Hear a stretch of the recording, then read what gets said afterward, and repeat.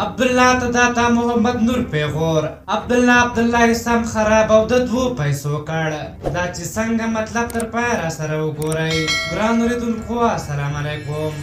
د جمعیت اسلامي ګوند اجرایوي مشر او د بلخ پخواني والي عطا محمد نور یو ور بیا په خپل پخواني ملګري او اوسني حریف عبدالله باندې لفظي ګزار کړی دی.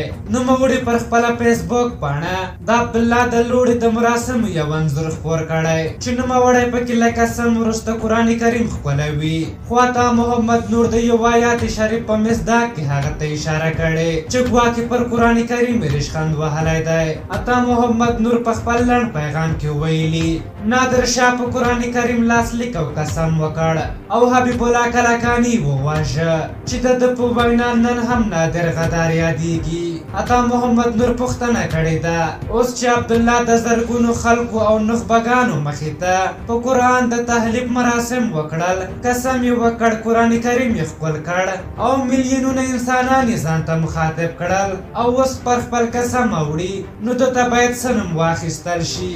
عطا محمد نور په دې هکله قضاوت خلکو ته سپارلی، خو ویلي دي چې د ده څرګندونې به دوام وکړي. تر دې وړاندې هم عطا محمد نور په خپل یو فیسبوکي پوسټ کې لیکلي وو چې د عبدالله د لومړي صدارت غوښتنه د سولې په چوکۍ بدله شوې ده. هغه له خپور کړي انځور سره لیکلي د همشموله حکومت د جمهور رئیس د لوړې مراسم په هر حال په هغه وخت کې هم په عبدالله سخت نیوکې وشوې چې کله یې ځان جمهور رئیس اعلان او بیا یې د لوړې مراسم ترسره کړل. خلک وایي کله چې عبدالله پوهېده چې موازی حکومت نشي کولی باید په واک کې د شریکېدو لپاره یې د فشار نورې لارې کتلې وای او دغه مراسم یې نه وای ترسره کړي. نوموړي په دې کار سره هم ځان هم خپل پلویان او په ټوله کې ټول افغانان نړیوالو ته وشرمول. په هر حال د عطا محمد نور د پوسټ باره کې چې نادر خان ته یې د غدار خطاب کړی موږ دومره وایو چې هغه به ستا لپاره غدار وي،